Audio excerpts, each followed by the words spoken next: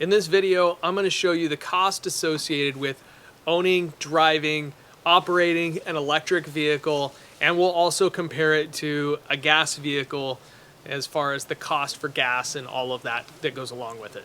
I keep on getting questions about how far you can go on a full charge, what does a full charge really look like, how many miles is that, and what does it cost per mile to charge one of the vehicles or to ultimately run the truck on a regular basis. So I'm going to go over all of that. I'm going to show you, I just freshly charged my truck overnight, so we'll take a look at how far we can go on one full charge and also what kind of mileage we're getting based off of the speed that we're going, because speed is going to cause more resistance, which is going to give me less range. So let's take a look at all of this. You can see I've got my charger right in here. We're going to unplug it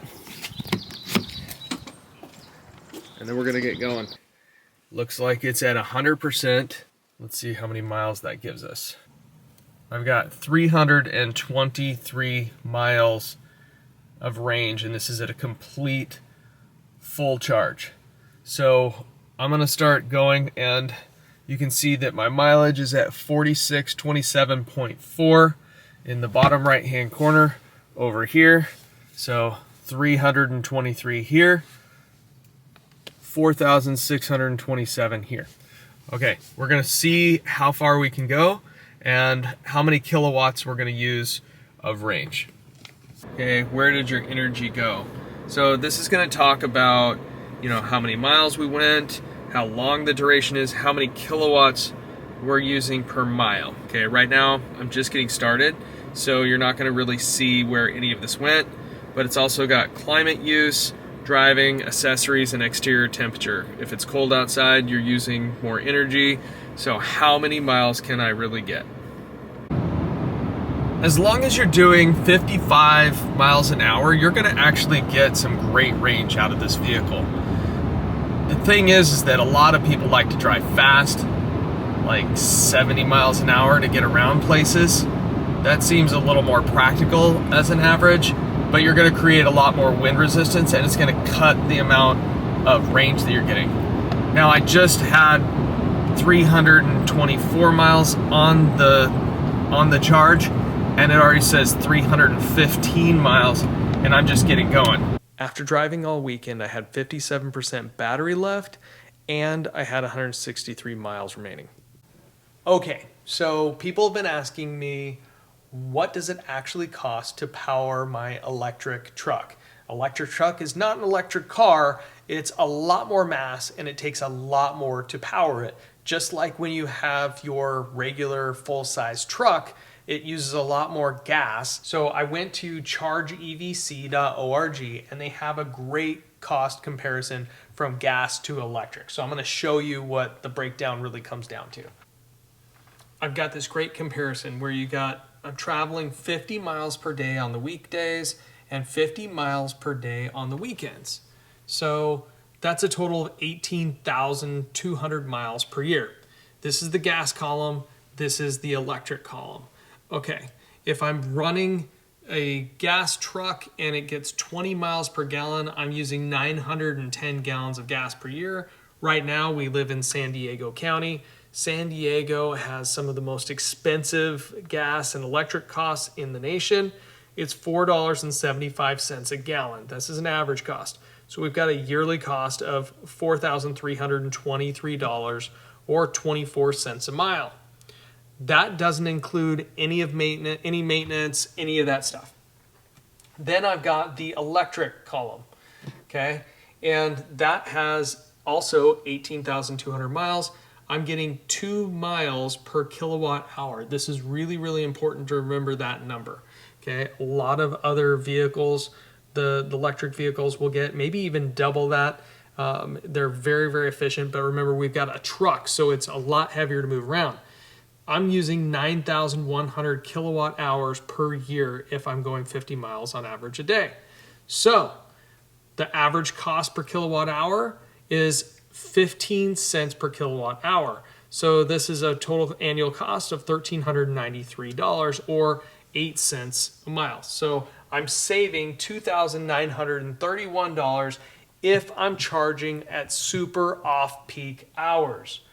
That right there is the key, the super off-peak, because there's 3 different tiers that you pay for your electricity in San Diego County.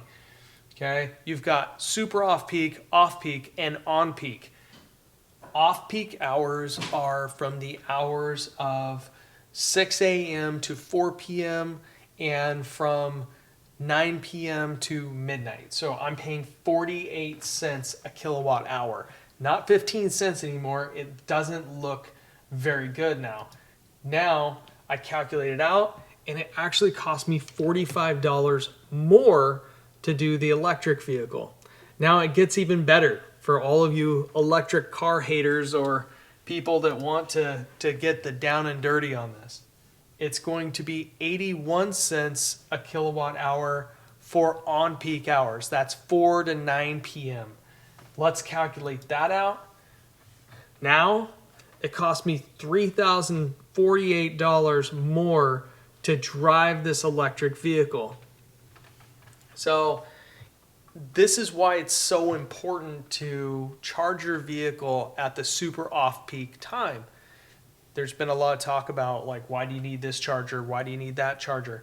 It's because you need to be able to cram as much energy in and buy it as cheaply as possible in order for this to really make sense. So at 81 cents a kilowatt hour, it kills me. It's horrible. It's painful.